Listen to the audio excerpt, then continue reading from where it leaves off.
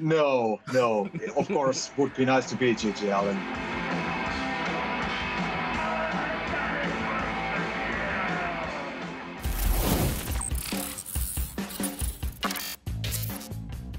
Tomi, thank you so much for joining me today. So, first of all, obviously, how are you doing? I'm doing fine, thanks. Having a little bit like a summer vacation. Next shows are in 2 weeks in France, Hellfest, and here in Helsinki or here in Finland. So having like a vacation. Yeah, I mean, I was checking your tour schedule, and you'll soon start your summer festival shows with Hellfest, Tuska, Rock Cars, and then a bunch of others. And then you're off to the US and Canada. So, because you're about to embark on this tour, how do you in particular, but also the band in general, prepare to go on tour? Well, to be honest, we don't play that much together before the shows or before the tours. I would like to play more, to be honest. I think the other guys are a little bit, they've been playing longer and they are more professional as musicians. So maybe they don't have to practice that much. But for me, I actually started to took some singing lessons during this year, and it's going to be interesting path, so to speak. But normally we play a couple of times before the tour, and before the summer festival we don't practice that much. So it's going to be a little bit a challenge for me as a singer when we hit the stage on Hellfest. But let's hope the best. That's really fascinating to me because there are a lot of people who probably mention you as a role model if they want to become melodic death metal singers. So I don't know. It's fascinating to hear that you've decided to take singing lessons. What did you feel was missing or that you could still improve upon as a singer? Well, I've been struggling with techniques because I don't know how to sing in a right way or in a healthy way. I'm not that much concerned about growling. I think that comes natural, and I don't have any issues with that. But I'm just like curious how it's done in the right way. I mean, clean vocals, and I'm using the same teacher that she's been teaching my daughter, and I took it like a new challenge as a singer. I hope it's going to help me during the tours and in the studio also. And I hope that I will find some new elements in my voice. And I hope that it helps me when we have long tours, that I'm not pushing that much my throat and my chords. I hope I will find the more relaxed way to sing. Those are my goals. I think it's not going to make me like a better singer, or maybe I also hope that I would like to find a way to hit a little bit higher notes when I'm on stage, the higher notes would be a little bit easier for me. Those are my goals. Let's see how it goes. I've been doing this only a couple of months, and of course it's a long way to do, or long way to really know how to sing, but I started now, and it's been interesting, and I've been learning a lot already. When you're a singer, you are your own instrument, of course. So obviously there is a need to learn how to use your body as you perform. But this desire to sing in what you say is a healthier way. Is it also connected with just the passing of time, in the sense that you suddenly realize that maybe a lot of the things that you were able to do 20 years ago have become harder? Well, I think for me, it's not the case. I'm just trying to make my life easier, so to speak. I've never been like a traditional heavy singer. I cannot hit really high notes. That's not my thing. When as a music fan also, I haven't listened power metal or stuff like that at all. Maybe some Halloween here and there, but mostly I've been listening death metal and aggressive metal. And there's nothing wrong with power metal, but that's not just my cup of tea. Um, so I hope that because for me it's been more like a physical thing when I'm on stage performing. So for example, before I go to stage, I do more things with my body than with my voice. And I want to learn how to warm up my voice, in a good way. Because when I did my first US tour with Amorphis in 2000, was it 5 or something? I took one lesson with one lady here in my home city, and he gave me like a CD that had like some warming up scales, but they were too high for me, and I didn't have any right technique. So I think I spoiled my voice after the first show.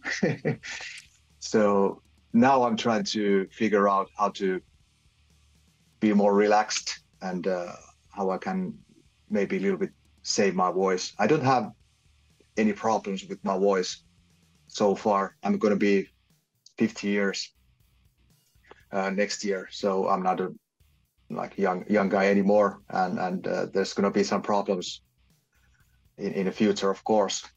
But I'm just thinking that we are doing. I hope we are still working with a band many years, and I want to be in a good shape. And I started a new way to do things during this year. You're about to release a new live album slash DVD slash Blu-ray, probably slash streaming video commemorating the 30 years since the release of Tales from the Thousand Lakes.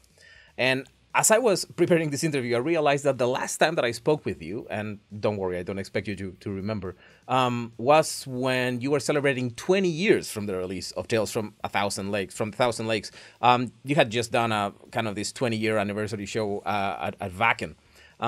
So I guess what this means is that we're both getting old. That's right. Do you notice the passage of time in your ability to perform and your ability to recover? Well, not with music, but with sports, of course. You can feel it that you need more time, or that your muscles are aching every day. But I think performing, it's not a problem so far. I think it helps a lot when you are not drinking, and when you are in a good shape when you start to tour, and that's what I'm doing when we are not on tour.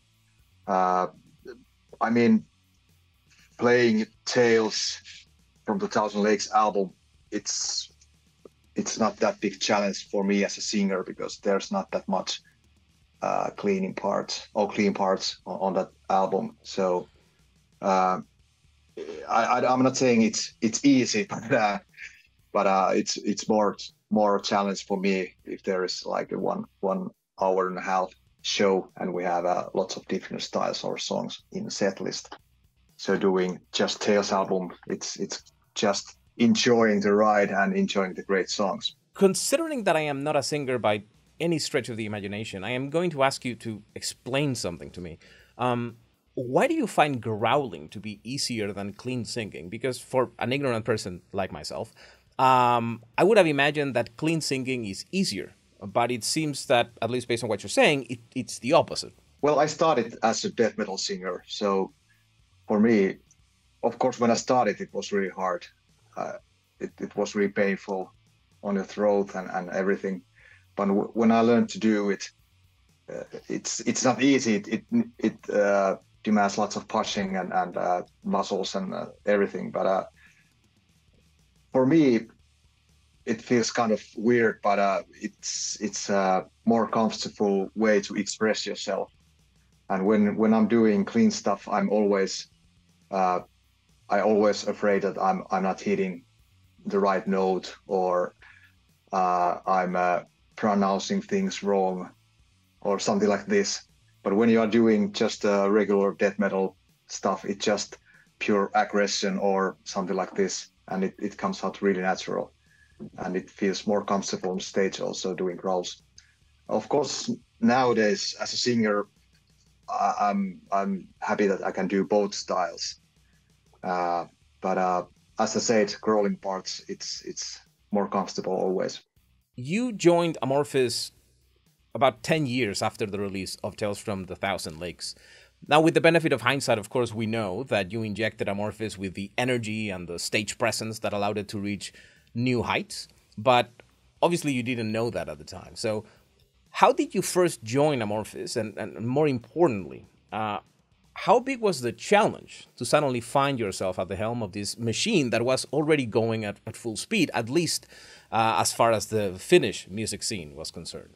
I had to thank my friend who was a friend of Tomi Joutsen from Amorphis. And when Amorphis was trying to find a new singer, they talked on the phone, and my friend told that maybe you can ask if I can come and try how it goes. And when my friend called me and said that maybe in a few days Tomi Joutsen will call you and ask you if you want to come and try with Amorphis, I was like, what the fuck? I'm not going to do it. But after a couple of days, I realized that maybe this is the chance I need to take, because if I don't do it, I will hate myself for the rest of my life. But in that time, I felt that it's not going to happen at all. But when I went to the rehearsing place and we played maybe five or four songs, I realized that I can do this, and it's not that difficult. And these guys are not like rock stars. The rehearsing place was really dirty, like we had it in my home city. So I realized that this is just regular guys doing their thing, playing in a great band.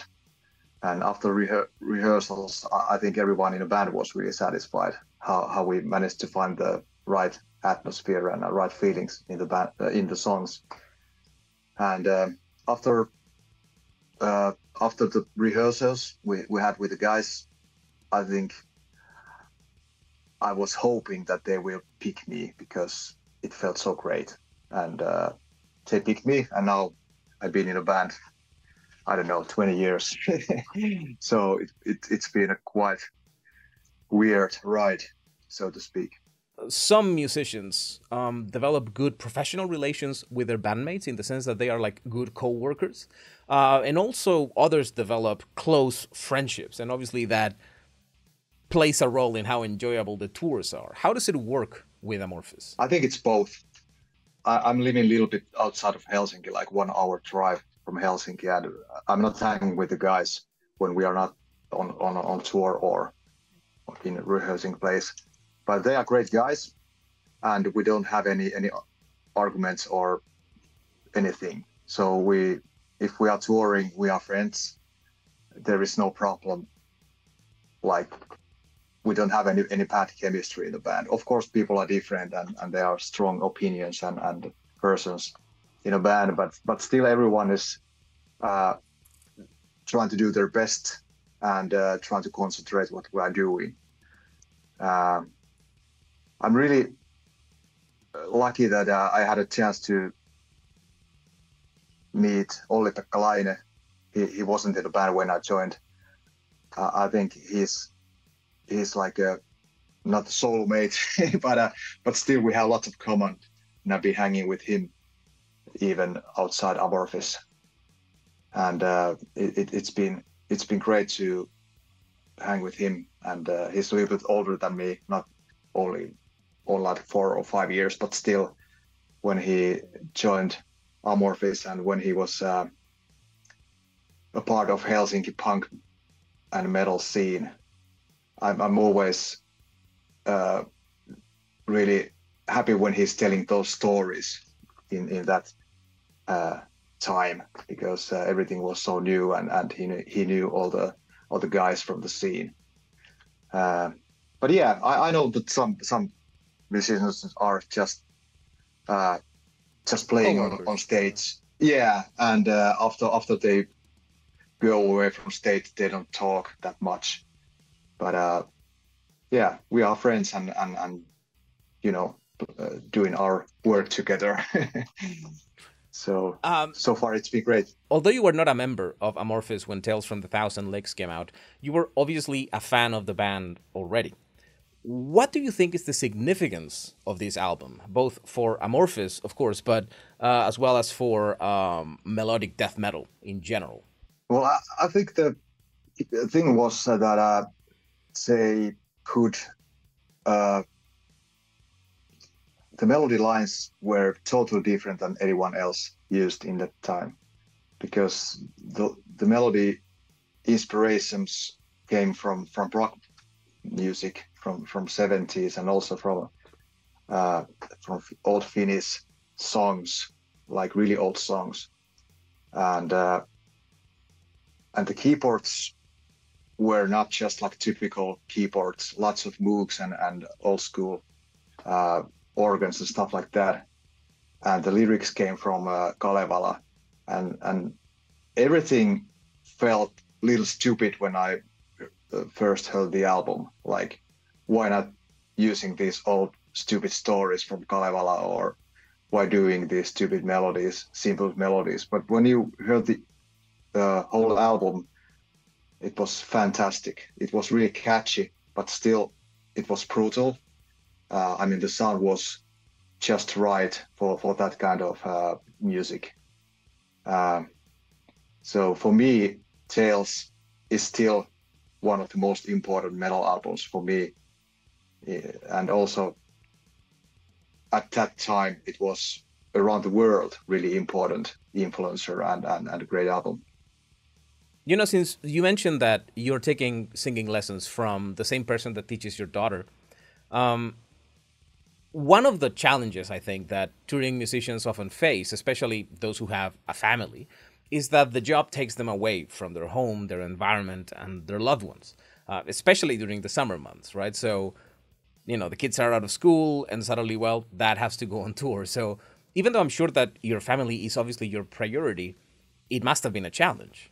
Yeah, but I think summer it's always been like a holiday for me because we have shows only during the weekends. So I have had lots of time to spend with my kids during the weeks. So that's not a problem at all. I think the problems has been more the long tours in States or in Europe. But before Amorphis, I played in the local bands. I've used to play many times during the week, and I think if I'm not playing or doing music or doing something for a couple of days, I don't feel well, so to speak. I have so much energy, so I had to put it somewhere. I'm doing lots of sports also, and if I'm not doing music, I do something. I go to gym or do some boxing or something. So I feel I have too much energy, and I need to have something to put all that energy. And my kids are not that, they are not like uh, kids anymore. They are adults almost. So nowadays it's easier to go on tour as a family man. But of course, it's a sacrifice when you are away like 7 weeks in a row. But you just have to realize that is my job. And after 7 weeks, I can spend with my family maybe 2 months without going anywhere. So I think I'm a really lucky guy that I can do this for living. You know, there is this documentary called The Other F Word, and it deals with fatherhood and punk musicians. You know, these artists who create these anti authoritarian and anarchist music, but who also have to make it work as dads, you know? Now, of course, you said that your kids are adults now, or almost adults now, but before, was it difficult to combine this role of heavy metal or counterculture icon with fatherhood and with being a family man? Not at all. For me, it's been quite natural because the guy who is on stage, I mean, the lead singer of Amorphis, he's pretty the same than the guy here at home. I'm not doing anything really extreme things on stage. I don't drink or I don't do drugs during the tours. Right. You're So, not Gigi Allen, so right? no, no. Of course, would be nice to be Gigi Allen, but that's not my case. I'm not saying that I'm not drinking at all. I can grab a beer. That's not a problem. But I think I haven't been acting like an idiot, so to speak, or maybe some people think that I'm just boring person. But I've been trying to do my things like a professional, because I know that this is a good chance for me. I used to have a day job before Amorphis. I did. I was working like 10 years before Amorphis, and all of a sudden I'm a singer in a huge metal band from Finland. So I understand that that was my like a dream come true day when I joined the band. So I'm trying to do my best. But I think my kids were so young when I started to tour with Amorphis that they are used to it. And I think the most or the biggest challenge has been uh, running the family. I mean, my wife's she's been like a, for her it's been really big thing, like a stressful thing, uh, like raising the kids alone. So I really respect what she's been doing through the years. I mean, it's honestly great to know that you had that partnership and that support in your career. Relationships are always about compromise, and it's great to see that you guys made it work so well. Yeah, of course. I'm. You have to be really selfish when you are playing in a band and you are traveling around the world and not being at home every day. It's a selfish thing to do, but at the same time, if I don't do things like this, I would be really sad and a bad person because I guess I would be really frustrated, and instead of doing positive things, I might do some negative things. I don't know. So this is how it goes. This is my life, and this is how I'm living it. And I'm really happy that my wife thinks this is okay for her also. When we were talking about the 20th anniversary of Tales from the Thousand Lakes, you had just started performing, at least that's what I saw at Wacken, with a new custom microphone because you had given the old one to a museum in your local city. But now I was watching the anniversary concert and you have a completely normal microphone. That's I was right. very disappointed. What happened? Well, I've been lazy because the second version also broke.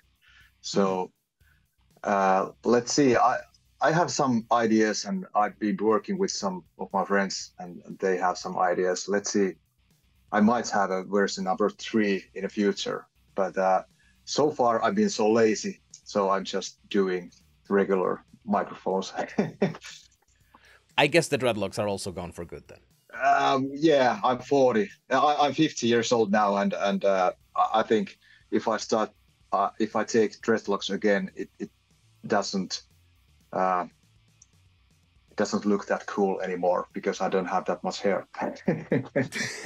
Tomi, I really appreciate that you used some of your Saturday to speak with me today. You're an amazing singer, so I can hardly wait to hear what kind of incredible things you're going to do now that you are even trying to become better. I really look forward to seeing you on tour, man, so take care of yourself. You too. Thanks, man.